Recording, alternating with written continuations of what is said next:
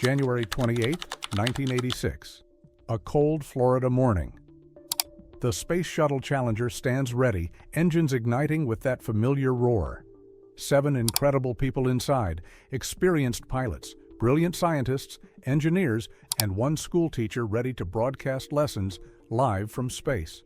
Millions watch, especially kids in classrooms, hearts pounding with wonder. Then, 73 seconds after launch, a flash, smoke. The shuttle rips apart mid-air. The cheers turn to stunned silence. America didn't just lose a spacecraft that day. We lost 7 heroes, and a shared dream felt shattered.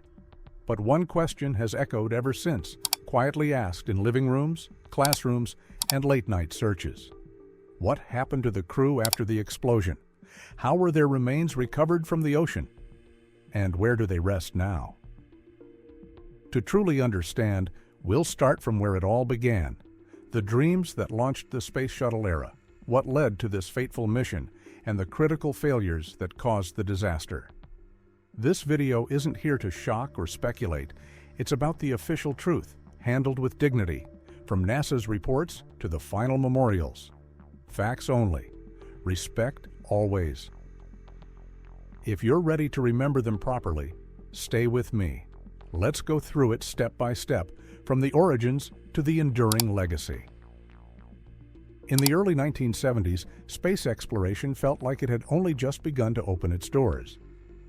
Humans had walked on the moon in 1969, but those Apollo missions were enormously expensive, one-time spectacles. NASA and the U.S. government wanted something different, a way to make space travel more affordable, more frequent, and ultimately routine, like catching an airplane instead of launching a once-in-a-lifetime rocket. That vision led to the birth of the Space Shuttle program. In 1972, President Richard Nixon approved the development of a reusable spacecraft that could launch like a rocket, orbit the Earth, carry heavy payloads, conduct scientific experiments, deploy satellites, and then glide back to land on a runway like an aircraft. The goal was ambitious: turn space into a workplace, not just a frontier. Engineers promised the shuttle would reduce launch costs dramatically and fly up to 50 times a year by the 1990s. The first shuttle, Columbia, finally lifted off on April 12, 1981, exactly 20 years after Yuri Gagarin became the first human in space. That maiden flight was a triumph. Over the next few years, NASA built a fleet: Columbia, Challenger, which joined in 1983, Discovery, and Atlantis. Each successful mission reinforced the belief that space was becoming accessible. Satellites were launched, spacewalks performed, scientific data gathered. The public watched with pride as astronauts became almost everyday heroes. By the mid-1980s, the shuttle symbolized American optimism and technological leadership. Plans were underway for permanent space stations, eventual Mars missions, and even bringing civilians into orbit. The future looked bold and bright until one cold January morning changed everything. Challenger, designated OV-099, was originally built as a structural test article in the late 1970s, meant only to prove the shuttle's airframe could withstand launch stresses. But NASA quickly realized they needed more flight-capable vehicles, so Challenger was retrofitted into a full orbital spacecraft. It rolled out in 1982 and made its first spaceflight on April 4, 1983, STS-6, carrying the first Tracking and Data Relay Satellite, TDRS, and performing the first shuttle spacewalk. Over the next 3 years, Challenger became one of NASA's most trusted orbiters. It flew 9 successful missions before STS-51L, more than any other shuttle at that time. Highlights included deploying communications satellites and scientific payloads, carrying the first American woman in space, Sally Ride, on STS-7 in 1983, though on Challenger's second flight, launching the Long-Duration Exposure Facility, a satellite that studied long-term effects of space on materials, conducting the first untethered spacewalk using the Manned Maneuvering Unit, hosting diverse crews and international experiments. Each flight reinforced the shuttle's versatility. It wasn't just a transport vehicle, it was a mobile laboratory, repair shop, and launch platform. The public saw Challenger as proof that spaceflight could be reliable and productive. Crews spoke glowingly of the view from orbit, the thin blue line of Earth's atmosphere, the silence of space, the sense of being part of something historic. By January 1986, Challenger had logged over 62 days in space across its missions. It was scheduled for its 10th flight, a mission that would blend practical satellite deployment with a once-in-a-lifetime scientific opportunity and an unprecedented educational outreach. No one imagined it would be its last. By late 1985, the Space Shuttle program was hitting its stride, and NASA was eager to demonstrate its reliability and versatility. The mission designated STS-51L was assigned to Challenger and planned as a relatively straightforward but scientifically and symbolically important flight. Its primary objectives were: 1. Deploy the second Tracking and Data Relay Satellite, TDRSB, part of a constellation that would allow constant communication with spacecraft and the future International Space Station, replacing ground stations and improving global coverage. 2. Launch the Spartan 203/Halley active retrieval carrier, a small, free-flying satellite, to observe Halley's comet during its closest approach to the Sun in early 1986, a rare astronomical event visible only once every 76 years. The satellite would collect ultraviolet data on the comet's coma and tail before being retrieved later by the shuttle. The mission carried extra meaning because of its crew. Christa McAuliffe, the selected teacher in space, was set to conduct 2 live lessons from orbit, reaching millions of schoolchildren and fulfilling President Reagan's 1984 initiative to bring ordinary citizens into space. This would humanize the shuttle program and inspire a new generation towards science and exploration. However, the launch date kept slipping. Originally targeted for late 1985, it was delayed multiple times due to earlier mission overruns, payload integration issues, and weather concerns. By January 1986, the flight was rescheduled several times, first to January 22nd, then pushed back further due to cold fronts and technical glitches. Despite the delays, anticipation built. The inclusion of a teacher in space generated widespread media coverage. Schools across the country planned viewing parties. The crew appeared upbeat in pre-launch interviews, expressing genuine excitement about the scientific goals and the chance to share the wonder of space with the public. Few outside NASA knew that engineers at Morton Thiokol had raised serious concerns about the cold weather's effect on the solid rocket boosters' O-rings. Those warnings would soon prove tragically prescient. The STS-51L crew was a remarkable blend of expertise, diversity, and inspiration, chosen not just for their skills, but for what they represented in NASA's push to make space feel closer to everyday people. Commander Francis R. Dick. Scobie, 46, was a calm, experienced Air Force test pilot and Vietnam veteran. He had already flown Challenger on STS-41C in 1984, where the crew repaired a satellite in orbit. Dick was known for his steady leadership and quiet humor. He saw spaceflight as the ultimate extension of aviation. Pilot Michael J. Smith, 40, was a Navy test pilot on his first space mission. Precise and analytical, Michael brought engineering rigor to the cockpit. He was excited to fly Challenger, a vehicle he admired for its complexity and capability. Mission specialist Judith A. Resnick, 36, was an electrical engineer with a Ph.D. The second American woman in space, after Sally Ride, she had flown on Discovery in 1984. Judy was brilliant, adventurous, and passionate about opening doors for women in STEM. Ronald E. McNair, 35, a physicist and saxophonist, was the second African American in space. He flew Challenger in 1984 and planned to play his saxophone from orbit on this flight, turning science into art to inspire kids. Ellison S. Onizuka, 39, an aerospace engineer and Air Force major, was the first Asian American in space. From Hawaii, he drew motivation from childhood stargazing and wanted to show young people that dreams could cross oceans and cultures. Gregory B. Jarvis, 41, was a Hughes aircraft engineer and payload specialist focused on fluid dynamics experiments tied to satellite tech. Then there was Christa McAuliffe, 37, the social studies teacher from Concord, New Hampshire, selected from over 11,000 applicants to be the first teacher in space. Christa wasn't an astronaut by training. She was an educator who believed space could ignite curiosity in every classroom. She planned 2 live lessons, one on the history of space exploration, another on demonstrating Newton's laws in microgravity.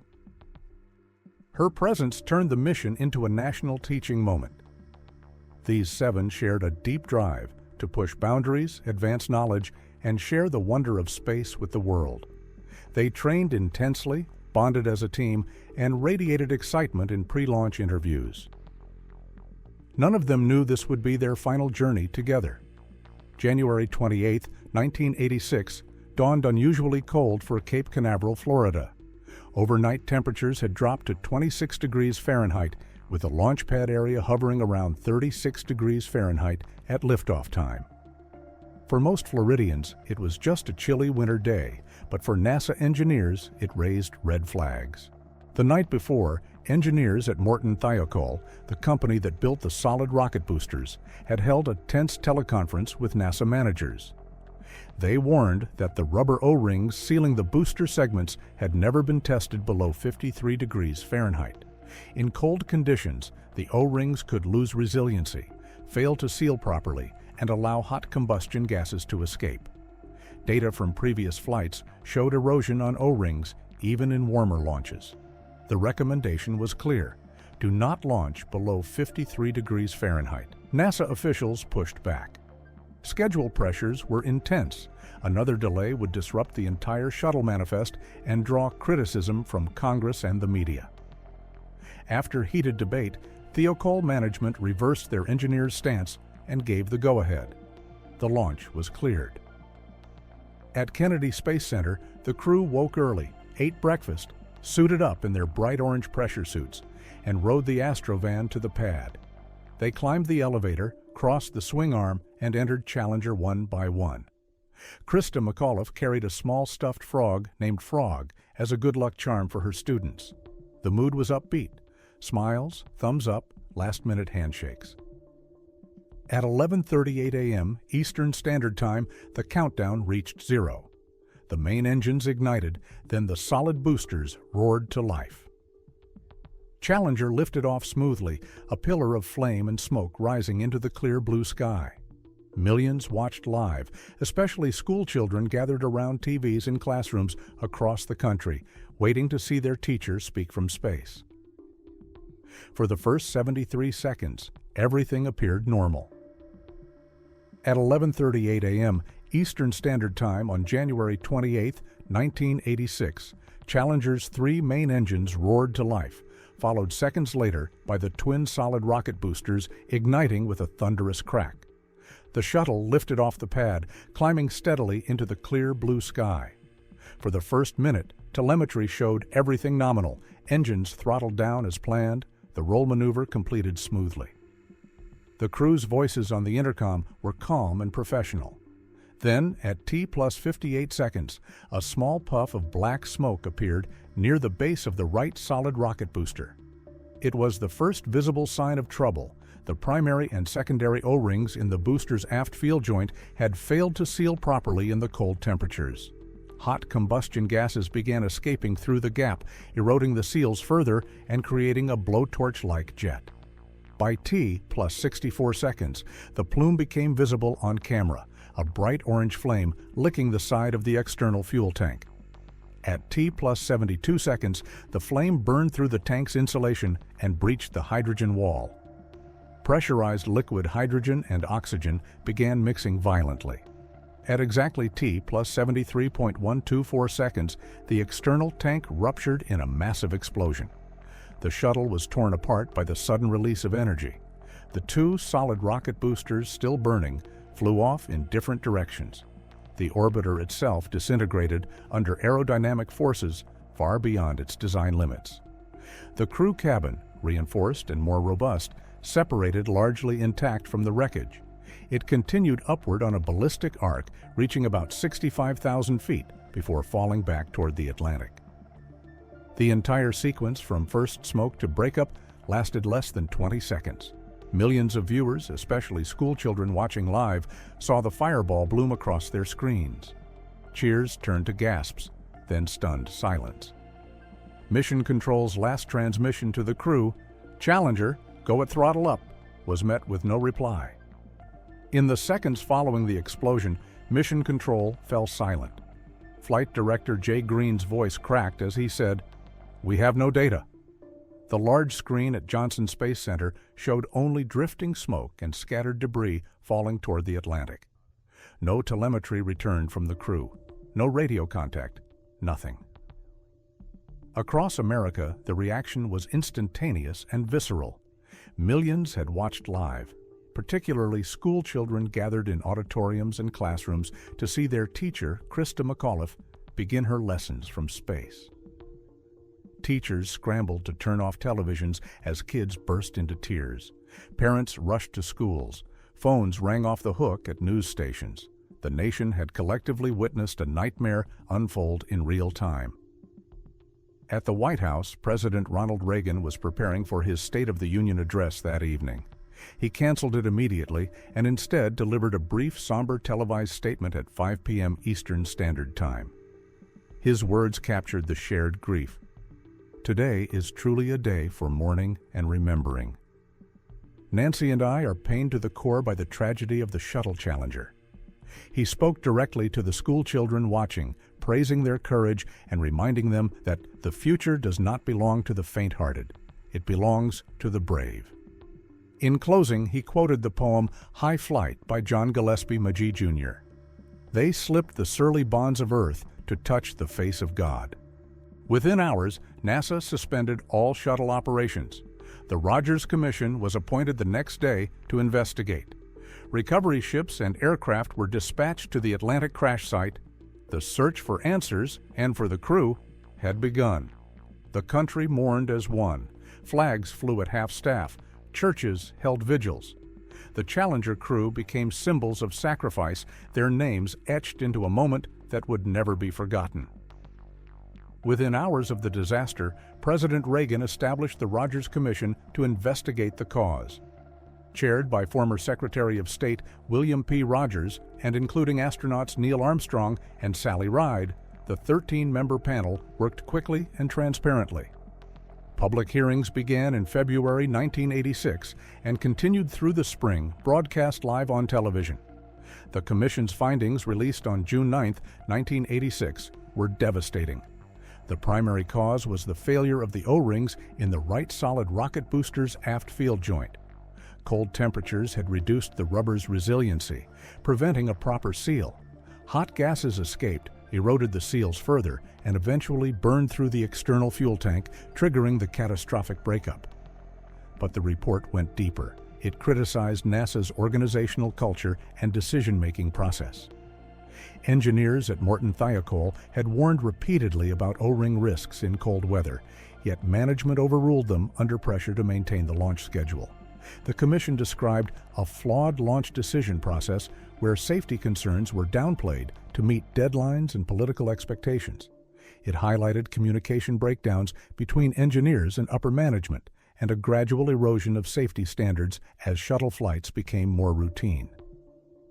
NASA's own internal review, led by Dr. Joseph Kerwin, released July 28, 1986, focused on crew survival.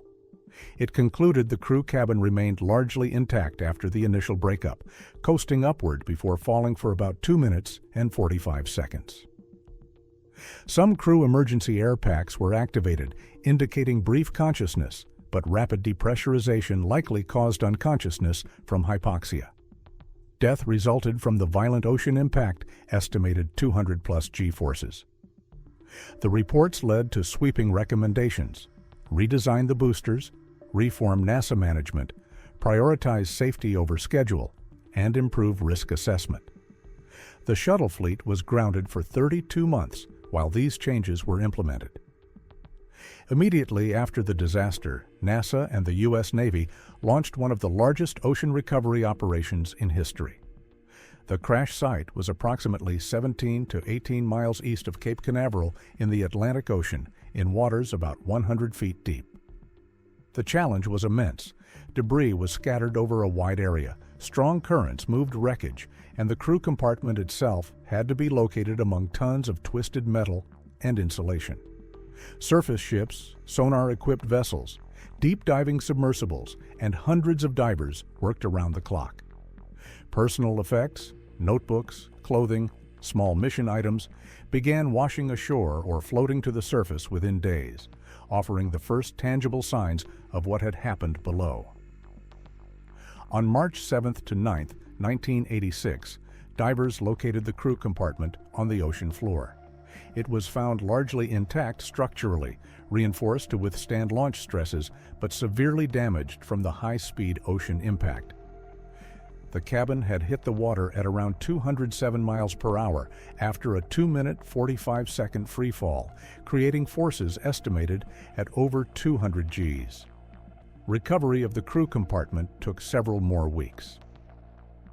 By late April 1986, NASA announced completion around April 20th. Remains of all 7 crew members had been recovered from the wreckage. The process was carried out with extreme care and dignity. Identifiable remains were carefully documented and transported to Dover Air Force Base in Delaware, where the Armed Forces Institute of Pathology conducted identification using dental records, medical history, and forensic methods.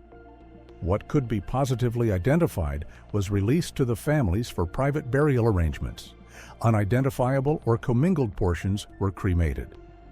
Throughout the operation, NASA and the military maintained strict security and limited public statements, always prioritizing respect for the grieving families. The long, somber search closed one painful chapter and prepared the way for the final resting places that would honor the crew forever. On May 20th, 1986, the commingled cremated remains of all 7 Challenger crew members were interred together at Arlington National Cemetery in Virginia. Section 46, grave 1129. This group burial beneath the Challenger Memorial symbolizes their shared mission, unbreakable bond, and collective sacrifice. The memorial itself is a dignified tribute, a Vermont marble base supporting a bronze plaque featuring a 7-pointed star, a bas-relief outline of the shuttle, and sculpted portraits of each crew member with their names inscribed below. On the reverse side is the complete text of the poem High Flight by John Gillespie Magee Jr., ending with the immortal lines, "Put out my hand and touched the face of God." The site was dedicated in 1987 with family members and NASA representatives present. 2 crew members also have individual graves at Arlington. Commander Francis R. Dick Scobie rests nearby in Section 46, with honorary promotion to Lieutenant Colonel, and pilot Michael J. Smith lies in Section 7A, grave 208. Other crew members received private burials chosen by their families. Christa McAuliffe rests at Blossom Hill Cemetery in Concord, New Hampshire, her hometown. Ellison S. Onizuka is interred at the National Memorial Cemetery of the Pacific in Honolulu, Hawaii, overlooking the ocean he once viewed from space. Beyond Arlington, the Space Mirror Memorial at Kennedy, Space Center Visitor Complex in Florida, stands as a grand yet simple monument, a polished black granite wall reflecting the sky, engraved with the names of 24 fallen NASA astronauts, including the Challenger 7. Smaller tributes exist nationwide, such as in Montpelier, Vermont, honoring Christa's roots. The disaster reshaped NASA forever. Booster redesigns, rigorous safety protocols, no more schedule-driven risks. It turned tragedy into lessons that protect every astronaut who flies today. Christa, Dick, Michael, Judy, Ron, Ellison, and Greg reached for the stars not for glory, but for wonder, discovery, and inspiration. Their remains rest in honored places on Earth, but their courage continues to light the way forward.